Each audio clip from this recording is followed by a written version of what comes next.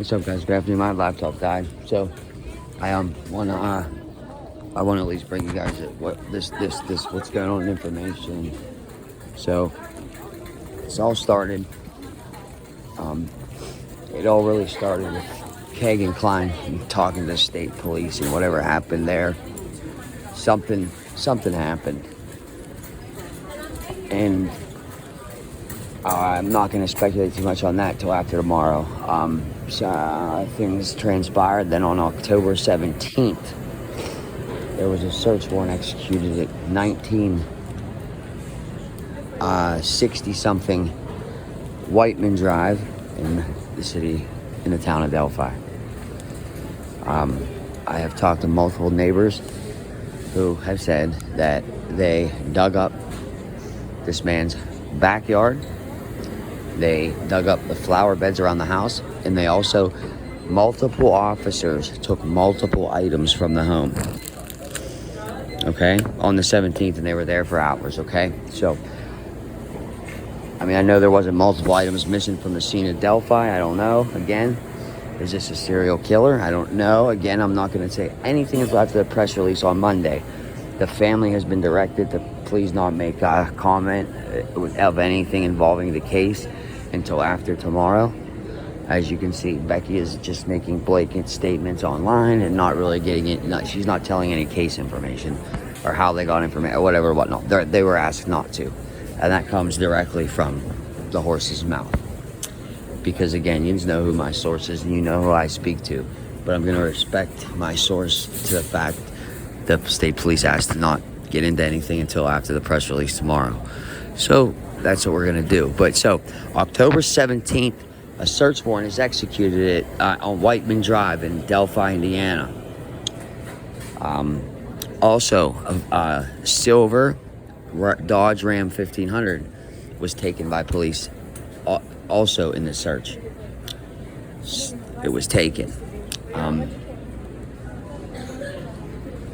What from there, I don't know. Is that the silver truck we see on the surveillance video with the two guys standing on the edge watching? Is that silver truck? Or is that a white truck? I don't know. But again, silver Dodge Ram 1500 is being taken. Has been taken as well. Okay. So that was October 17th. Nothing happens. The family's all present for the search. Fast forward to October 28th. They go and arrest him quietly at midnight as Thursday's turning into Friday. That's when he was apprehended at his home, not CVS. He was apprehended without incident at his home on October 28th at around midnight. This was unexpected. It's rumored he either stole something, and that was how he stole something that was amount of a felony, to where were able to say you have a felony charge, you're gonna have a felony charge, and we're gonna have to take DNA for that. When you get a felony, you have to give up your DNA. So again, did he catch a felony and they needed to whatever? I'm not finding that in any search record, search history, or anything. It's not making sense on paper. That avenue does not make sense. But a neighbor was saying this, and again, everything else this neighbor was saying came true to me. I cannot find where, again, it says that Kegan, it says that this man, Richard Allen, got in trouble for stealing something. But again, did he get in trouble for stealing something? They would have to press charges in order to get his DNA, whatnot, what have you. Not just speculate on a crime, or when you're even speculated to be charged with a crime, it comes up in the computers, you're arrested for that crime. And you have the right to remain silent, you have the right to an attorney, So again, I don't know. Did he get in trouble? I can't find anything on paper online that says he got in trouble. Okay? If anybody can, shoot it my way. So the only other explanation is other rumors is Kegan told on him. And they've known about him for a little bit, but there was no way to connect him to anything, or no way to be able to get this man's DNA. He's never been in trouble. So Kegan tells him he burnt the jeans He burnt the jeans he wore in the fire pit. If you listen to the murder sheet, they told you that they were digging in the grandparents' backyard and da-da-da-da-da. I even came out and told you that they were definitely at Kagan's grandparents' house and they dug in the backyard. I have a source that told me that they saw the state police at Kagan's grandparents' house, yes. As far as the yard, they were looking around in the backyard. I don't know from there. I don't like to give you misinformation. I believe, it almost to me sounds like that this is coming out now, that the murder sheet was talking about something else. They were talking about this, but they couldn't say it. So they said they were digging at the grandparents' house. And again, that would take all attention off of anything going on in Delphi. And if the murder sheet said it, I mean, it's gold when it comes to this case. Which, again, the murder sheet, when I started covering this case, the murder sheet wasn't even a channel. They didn't even talk about Delphi. They were talking about Burger King murders, bro, and it wasn't going anywhere. That's what they were doing, talking about the Burger King murders. But that Kevin Greenlee, don't get it twisted, man. He's a high-profile attorney in Indianapolis with connections. There's a reason he's putting information out. There's a reason they're putting information out like this. Like I said, or was it to make this motherfucker feel comfortable that he wasn't going to run? Well, clearly he wasn't going anywhere. If it's 6 years, it'll be in February, and he's still living in the same house he lived in when the murders were committed, which is a good thing. But again, so they've lived in the residence they lived in since 2006. He is a pharmacy tech at CVS in Delphi. Excuse me, bro. And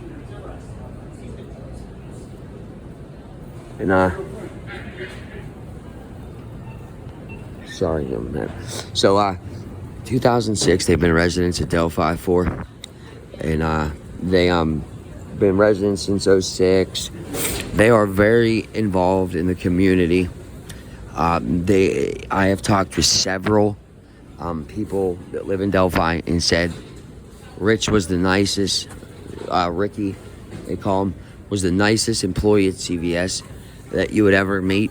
Again, he'd be the last person you would think would have committed this type of a crime. But again, the only thing that ever made sense to me from the beginning of this case, and you can go ahead and back and listen to my videos. Again, yeah, I followed theory after theory because, again, nothing was adding up. The only thing that added up to me was that Kagan was selling access to this account. That's it. That's the only thing that really made sense, but it never fell together. They could never put it together. What piece put it together was, again, they clearly had a DNA profile from that crime scene that they could not identify. Somehow, they were able to get Richard Allen's DNA, and it matched. I believe that it was ran for some other, or again, it was collected for another reason, and it was collected for another reason, and it just matched. And they're like, oh fuck, this was very unexpected, guys, and you're gonna understand. You're gonna realize that you'll realize that tomorrow.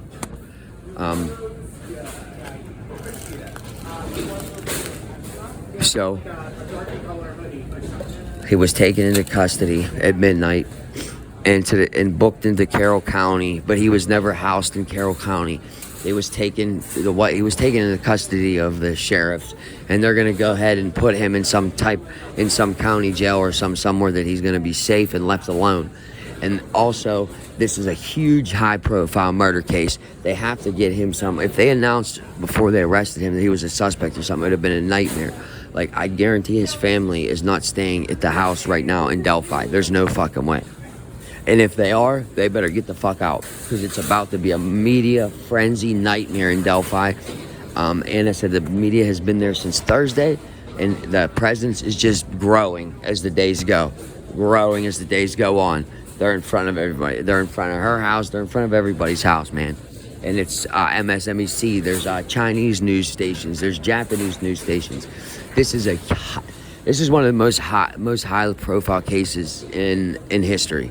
Honestly, 6 years. I mean, nobody expected this to happen.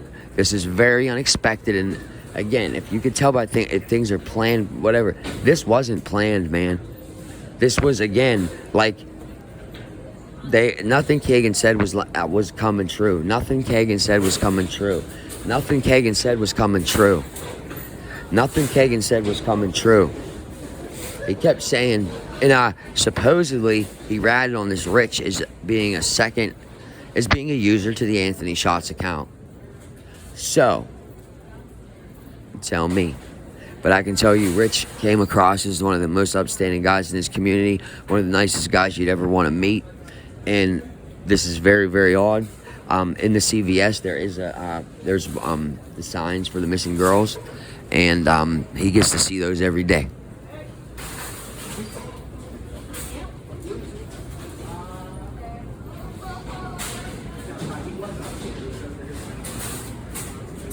But so that's the scoop on Richard Michael Allen.